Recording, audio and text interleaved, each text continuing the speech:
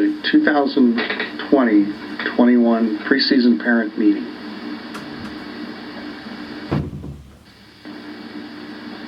Why do we have interscholastic athletics? And what does the Ohio High School Athletic Association believe the purpose of are? Participation in the athletic programs is educational in nature. It is intended to complement school experience. It's supposed to foster a sense of community and teach lifelong lessons of hard work, teamwork, citizenship, and discipline. It also should promote a lifetime appreciation for sports and healthy lifestyles. Participation in interscholastic athletics helps to prepare you for the next level of your life as a responsible and productive citizen. Interscholastic programs at St. Mary's are not designed to prepare you for the next level of sports competition.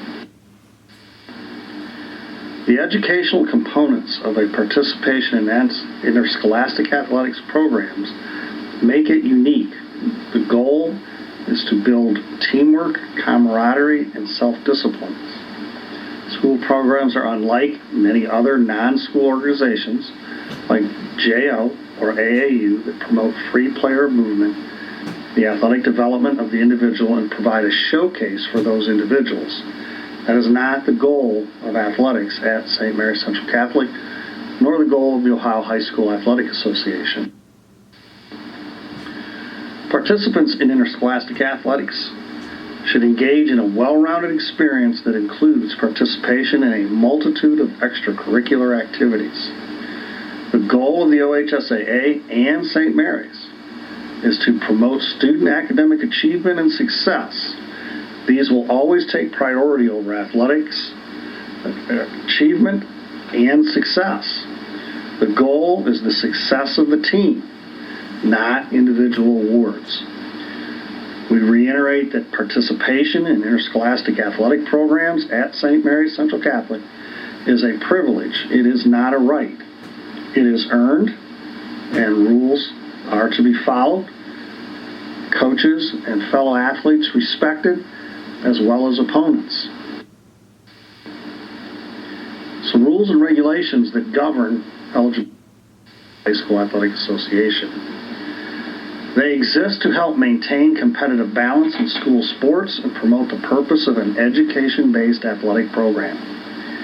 As the student athlete, you are primarily responsible for your compliance to academic and athletic eligibility standards as they pertain to any athlete in the state of Ohio.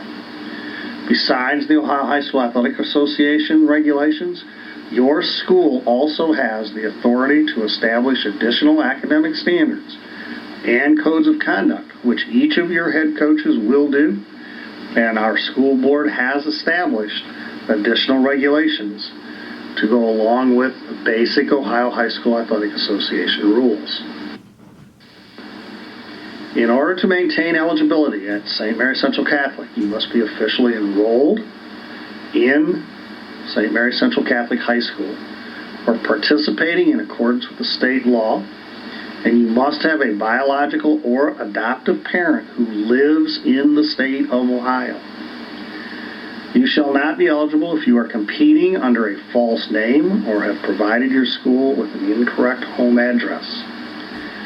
You may not be eligible also if you have been recruited to attend a particular school. All incoming ninth graders must have received passing grades in a minimum of 4 subjects in the immediately preceding grading period, and that is the quarter, not the semester. All grades must be recorded in the student's academic record. To maintain eligibility, high school students must have received passing grades in a minimum of 5 one-credit courses or the equivalent in the immediately preceding grading period. Again, these are quarter grades. They are not semester grades. Due to the COVID-19 pandemic, the Ohio High School Athletic Association this past year, all students will begin the fall seasons eligible. However, the first grading period will again establish Eligibility for the second quarter athletic eligibility. All incoming 7th graders are eligible insofar as the scholarship bylaw, regardless of the previous academic achievement. To maintain eligibility in 7th and 8th grade, students must have received passing grades in a minimum of 4 classes in the immediately preceding grading period. So to be eligible for basketball in the winter, a student must have passed 4 core classes during the fall quarter. Students taking College Credit Plus must comply with OHSAA scholarship standards. They must be participating via state law that permits home-educated, non-public, community and STEM school students to participate at public schools when their schools do not offer the sport they wish to play. They also must comply with OHSAA scholarship standards. Semester and yearly grades have no effect on OHSAA eligibility unless your school provides grades only at the end of a semester or school year pursuant to Board of Education policy. St. Mary's Central Catholic administers grades at the end of each quarter, so we fall under the category of the Ohio High School Athletic Association grade policy. Summer school grades, College Credit Plus, work permitted programs will not be used to bring a student into compliance with OHSAA scholarship bylaws, nor can they be used to compensate for the lack of courses taken in the preceding grading period. In other words, if you are ineligible at the end of the 4th grading period, you cannot take summer school to make those grades up and be eligible for the fall quarter. If you drop or change your schedule, it is critically important that you contact the principal athletic director or Ms. Howman to make sure that this does not negatively impact your eligibility. The Ohio High School Athletic Association does not have a minimum grade point requirement. However, a school board can mandate a grade point requirement, and St. Mary's does do that. Students are required to have a 1.7 GPA and have received no more than 1 F in a quarter, along with maintaining 5 credit hours for high school and 4 credit hours in junior high. No high school student will be eligible if he or she has been enrolled in high school for more than 8 semesters. No 7th grade student can be enrolled for more than 4 semesters. There is also an age requirement. If you reach high school, you are still in high school at the age of 20, you are no longer eligible. And in 7th and 8th grade, as soon as you turn 15, before August 1st, you would also be ineligible for junior high sports. You would, however, be eligible to participate at the high school level.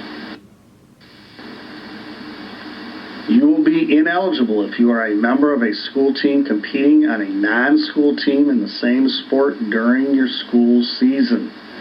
An example would be playing club soccer, for example, in a soccer league out at Osborne Park, and also be a member of the soccer team at St. Mary's or out at Perkins, because we would be, our students would play out there. Coaches and schools cannot require that you participate in an open gym or open facility or in a conditioning or instructional program prior to the start date of your athletic season.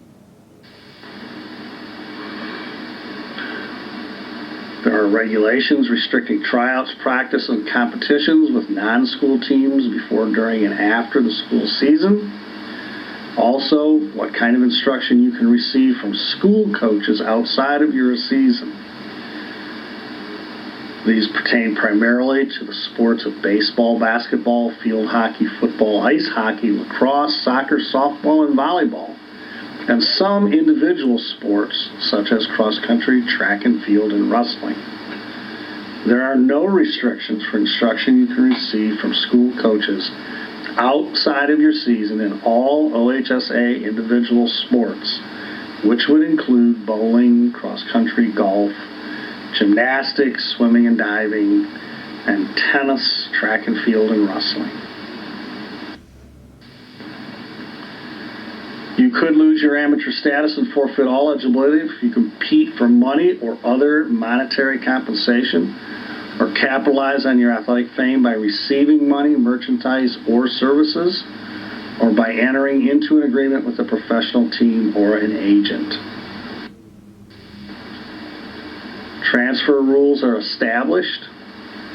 If you decide to transfer to another school or a student transfers into St. Mary's, they will lose a period of eligibility for the upcoming year in each of the seasons that they would participate in, and that rule would have you sitting out the last half of each season. For example, if a football player transfers in from another school, they would be able to play the first half of the season and would have to sit out the last half of the season, and this would be true for any sport.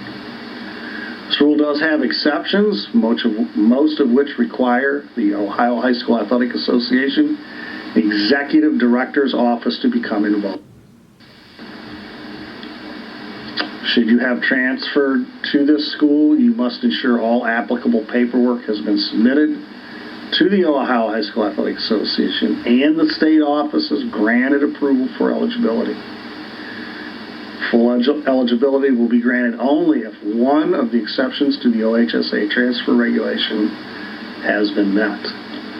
Again, it is always best to contact the OHSAA office to make sure that you are meeting all the guidelines if you are considering a transfer.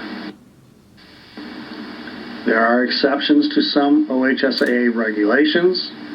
If you believe you qualify for an exception or you have questions about your eligibility or about any of these regulations, consult again the school principal or athletic administrator. Ask your school principal or the athletic administrator to discuss any unresolved issues with the administrators in the OHSAA office who handle eligibility issues. You can also review all OHSAA regulations on eligibility standards by going to the OHSAA website listed below.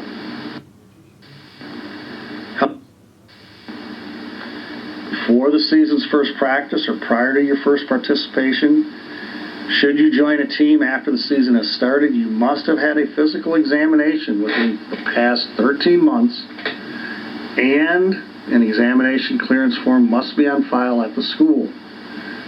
Physical examinations are valid for 13 months from the date of the exam. Exams taking place from May 1st to June 1st are valid for 1 year plus through the end of the next school year spring season. All of our forms are located on final forms and should be printed and turned into the athletic office as far as physicals go. All other forms are electronic and should be filed electronically. Please make sure that both athlete and parents sign final forms. Athletic participation forms should be signed by a medical examiner, advanced nurse practitioner, or a physician's assistant, and by the participant and parent or guardian. In addition, you will not be eligible unless you and your parents have signed the OHSAA authorization form, the eligibility and authorization statement, the Ohio Department of Health's concussion form, the Ohio Department of Health's sudden cardiac arrest form, sometimes referred to as Lindsay's Law, all of which must be on file at your school, and these are on file for us at St. Mary's in final forms. Added this year has been the COVID waiver form, so please remember to read and sign that also. That is new this year. It is extremely important for everyone involved in school sports to recognize the dangers associated with concussions and review their responsibilities in protecting student athletes. Concussions are not just a problem in football. Concussions can happen in any sport and anywhere. It is a traumatic brain injury that interferes with normal function of the brain. Dings and bell ringers are serious brain injuries, and you should not have loss of consciousness for it to be considered serious. Young athletes are at increased risk for serious problems if protocols are not followed. In Ohio, any athlete who exhibits signs, symptoms, or behaviors consistent with a concussion, such as a loss of consciousness, headache, dizziness, confusion, or balance problems, shall be immediately removed from the contest or practice and shall not return to play that same day without the clearance of the athletic trainer or medical doctor. Thereafter, the student shall not return to practice or competition until cleared with written authorization from a physician or healthcare provider approved by the local board in accordance with state law. Our trainer makes all decisions and is the final decision maker in whether an athlete would return to play if they are injured at any practice session. Once that athlete is removed, it is then a doctor's decision to provide written authorization for that athlete to return to play. Each school is required to review its concussion management program with participants and their parents. In addition, parents and participants must review and sign the Ohio Department of Health's concussion information sheet prior to participation and are highly encouraged to review a short presentation on concussions available at no cost with the National Federation of High Schools Learn.com website. While return to play policies are very important, parents must work with school administrators and teachers in following the concussion management guidelines for student athletes who have been concussed and are returning to the classroom, which is returning to learn. The sudden cardiac arrest is the most common cause of death among student athletes. Dizziness, loss of breath, and racing heart are often symptoms that are overlooked. In many cases, recognizing the signs of cardiac trouble means student athletes can continue their athletic participation, but sometimes it is chalked up to, well, they're just out of shape. Any concerns with dizziness, shortness of breath, and rapid heartbeats should be addressed. Participants and parents are required to review